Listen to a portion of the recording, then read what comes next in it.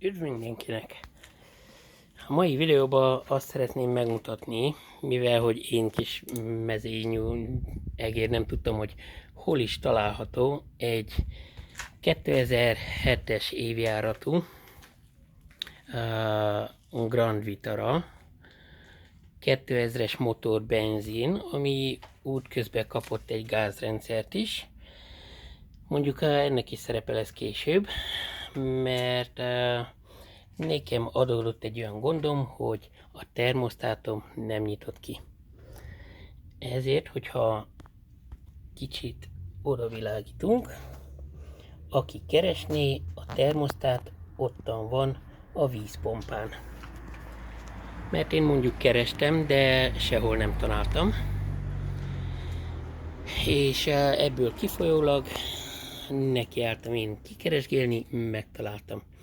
Na mostan azt fogom megmutatni, hogy azért nem is egy olyan nagy ördöngőség, tehát tőlem is távol áll az autószerelőség, de igyekezek kicserélni a termosztátot saját magam. Ami kell ahhez egy racsnis 10-es kulcs. Amint későbbiekben látni fogjuk, van 3 csavar, ami felfogja. És miután meglazult, egyszerűen csavargatjuk, és remélhetőleg le is jön. Na, nálam már egy olyan probléma lépett fel, hogy észrevettem, hogy magasabb hőfokon van a motor. Leginkább abban nyilvánult meg, hogy hosszabb útból, mikor megérkeztem, akkor szinte bugyogott a víz a hűtőbe, és akkor a teszter segítségével le is mértük. Hát a reál időben mutatott eredmények szerint 102-110 között volt nekem a vízállás, amit elkezdtem én is okoskodni, és néztem utána fele fórumokon. És találtam néhány fórumon, hogy bizony a gáz az magasabb hőmérsékleten üzemel, és akkor én is ezen kezdtem el kattogni.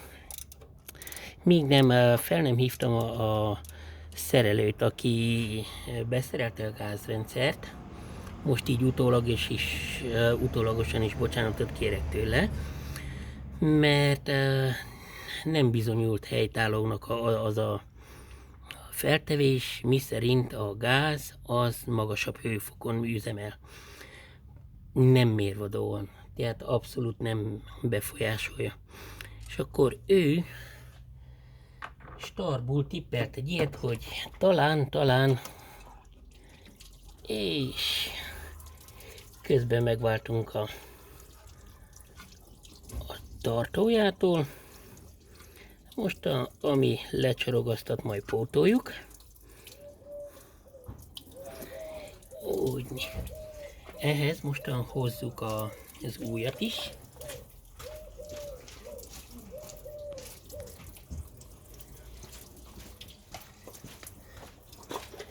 De ottan tartottunk, közben megkerült az új.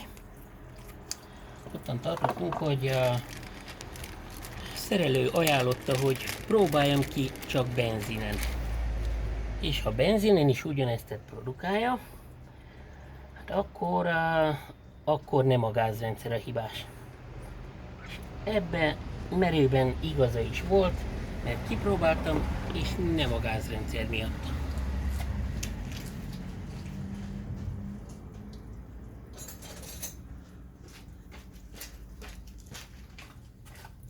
És akkor még ajánlott nekem egy olyan próbát, hogy próbáljam azt ki, hogy mikor a motor már olyan meleg, olyan hőmérsékleten van, akkor csináljak egy olyat, hogy nézem meg a felső csőnek a hőmérsékletét, meg az alsó csőnek, ami kijön a hűtőből, hogy még milyen meleg. Tehát a felső, azt meg nem lehetett fogni, olyan forró volt. Az alsó, az meg szinte hideg. Teljesen hideg. Na, ezáltal lehet megállapítani, hogy a termosztát nem nyit ki. És úgy találtuk meg a gondnak a forrását. Most egy kicsit, mivel hogy nem vagyok szakértő, kicsit bekínlódok, míg kivarázsolom a régit. És meg is jött.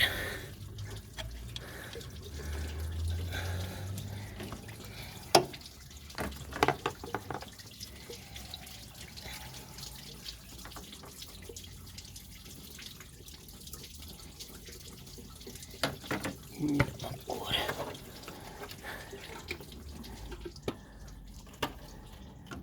hogy az új visszakerül a helyére, és kezdhessük visszafogni csavarkákkal.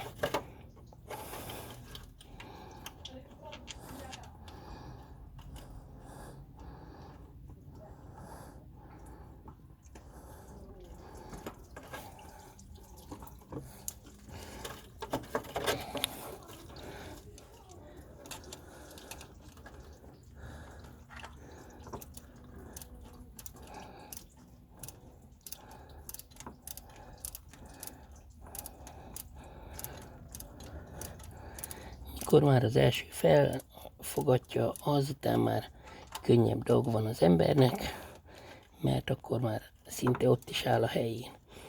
Miután sikerült mindezt normálisan felfogatni, és minden a helyén van, bizony utána kell pótolni majd a hűtőfolyadékot, de arra is sor fog kerülni.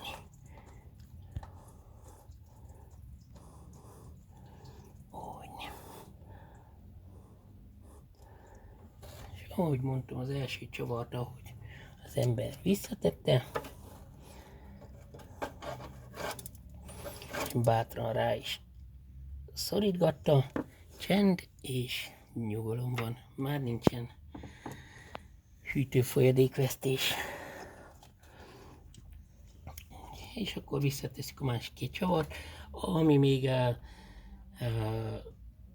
alapvető dolog és magától értetődő, de azért figyelmeztetjük arra az embereket, hogy hideg motornál csinálni mindezt, mivel hogy olyan helyen van, ami nagy hő hatására nem igen fér hozzá az ember.